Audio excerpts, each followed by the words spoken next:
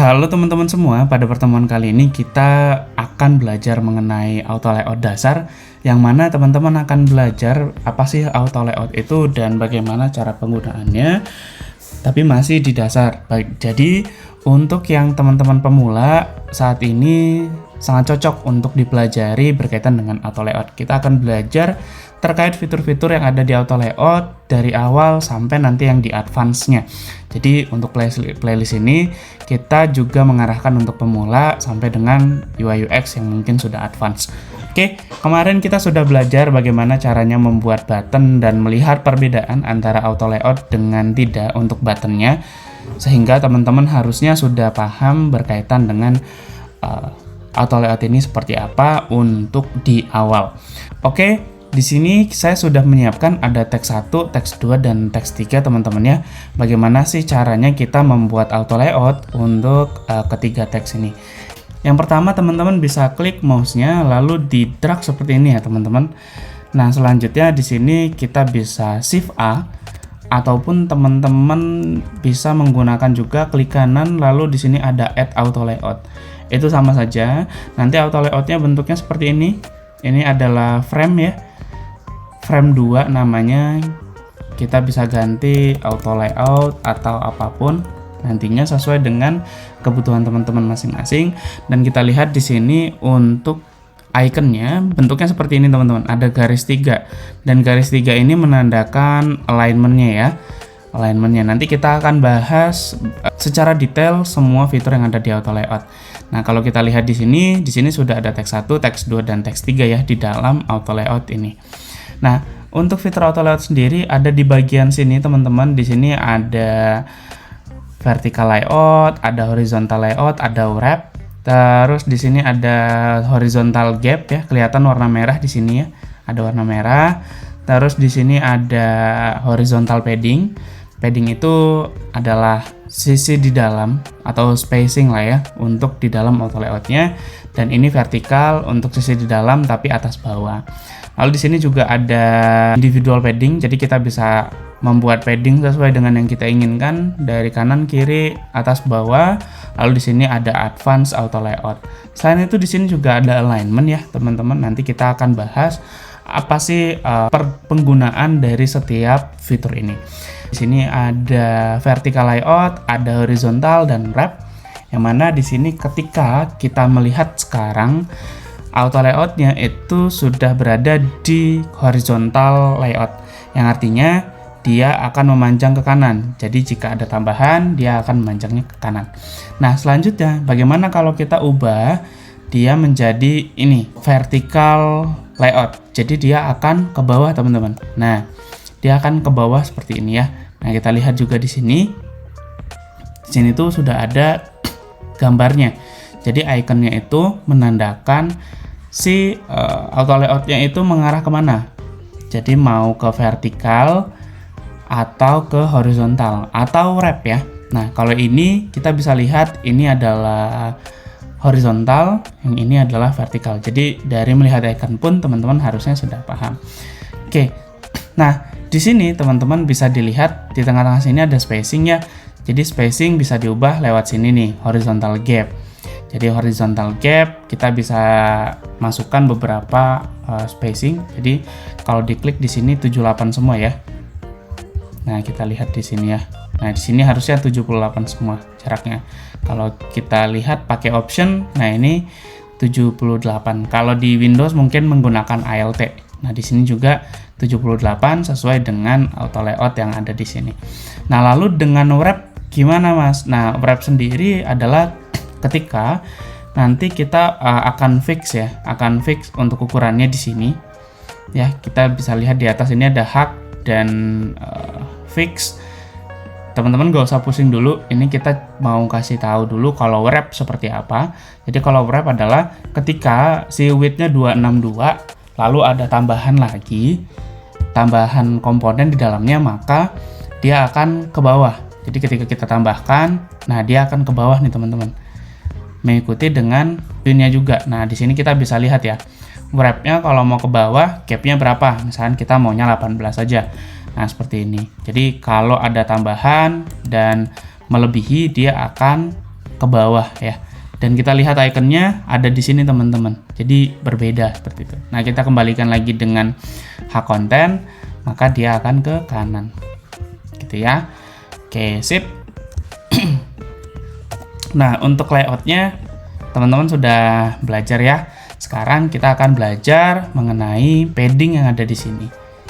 Oke, kita akan masuk ke sini teman-teman. Saya sudah sediakan satu button ya, satu button yang mana di sini kita bisa lihat padding atasnya 8, padding bawahnya 8, kanannya 8, kirinya 8. Teman-teman itu bisa mengubah padding ini sesuai dengan kebutuhan. Jadi misalkan untuk kanan kirinya teman-teman mau 24, silakan aja langsung seperti ini. Lalu atas bawahnya mungkin 16, teman-teman bisa seperti ini.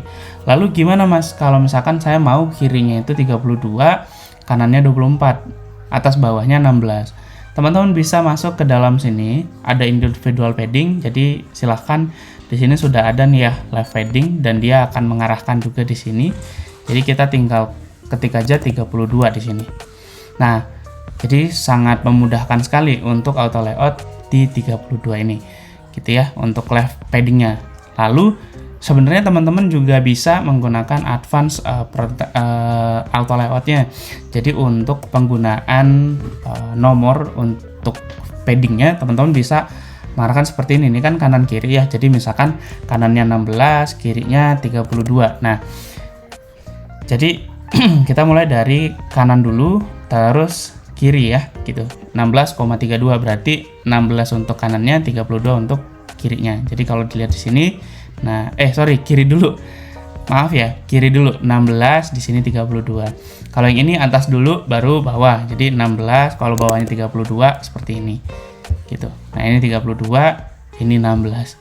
Gitu ya teman-teman untuk paddingnya. Jadi kita bisa mengubah padding sesuai dengan keinginan kita. Mau sama semua, kanan kirinya 16, atas bawahnya 16, silahkan. Itu bisa. Oke. Jadi ini sangat berguna banget nanti untuk teman-teman pada saat praktek, sehingga teman-teman nggak akan bingung lagi. Nah, di sini saya juga sudah sediakan satu komponen yang mana kita akan belajar mengenai alignment ya teman-teman. Alignment kalau sekarang sih teman-teman kalau nggak pakai auto layout mungkin pakai ini ya, pakai ini gitu ya. Pakai ini gitu ya. Nah, tapi ini sangat menyusahkan sekali ketika nanti teman-teman sudah banyak berhubungan dengan komponen-komponen yang begitu lumayan cukup banyak, sehingga di sini kita butuh auto layout. Caranya ya shift A ataupun klik kanan tadi ya. Nah, kita lihat auto layoutnya sudah aktif teman-teman. Di sini kita bisa lihat alignment-nya dan teman-teman juga bisa lihat di sini ya. Di sini tuh ikonnya itu tuh ada di tengah, jadi center tapi sebelah kiri. Nah, kalau di tengah juga dia nggak akan berubah ya teman-teman, tapi kalau kita ke atasin nanti dia akan berubah ikonnya gitu. Nah, ini juga berhubungan dengan auto layout yang teman-teman lakukan. Jadi di sini sudah bisa dipastikan bahwa semuanya itu align gitu ya. Jadi alignmentnya pemakaiannya seperti ini teman-teman. Jadi ketika teman-teman maunya di kanan atas, kiri atas, jadinya seperti ini. Kiri bawah seperti ini. Lalu kalau misalkan anggaplah kita seperti ini ya, kita tambahin lagi. Jadi kalau kiri atas seperti ini, kiri tengah seperti ini, kiri bawah seperti ini. Kalau ke kanan nanti dia akan di sini teman-teman. Nah, kanan bawah, nah dia pindah ke kanan. Jadi ngisi bagian sininya nggak ada. Terus kanan atas, dia pindah ke kanan atas, terus di sini tengah. Nah, kalau center berarti dia di tengah-tengah frame 2 ini. Nah, ini align center. Kalau ke atas dia akan ke atas, kalau ke bawah dia akan ke bawah.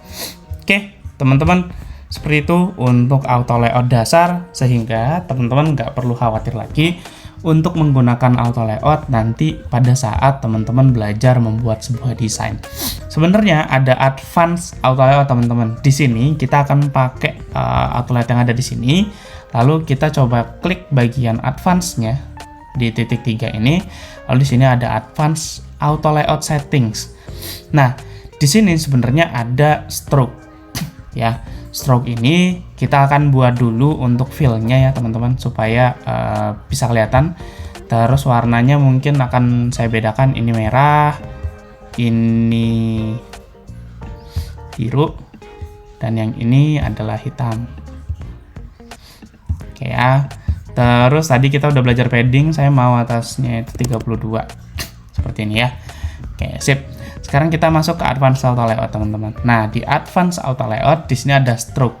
Jadi, kalau dilihat di sini previewnya, stroke-nya ada di luar. Jadi, exclude dari auto layout-nya. Kalau kita aktifkan exclude auto layout, kita buat stroke-nya. Di sini ada stroke. Nah, stroke-nya mungkin kita kasih warna yang lain, hijau gitu ya. Hijau terang seperti ini, dan kita bikin besar aja, misalkan 10 deh. Nah, 10. Jadi kalau kita lihat di sini adalah exclude, artinya stroke-nya itu nggak akan kehitung karena dia di-exclude-kan gitu. Dia di-exclude-kan di sini gitu ya. Jadi hitungannya adalah dari komponen ke atas itu 32, ini saya menggunakan option gitu ya.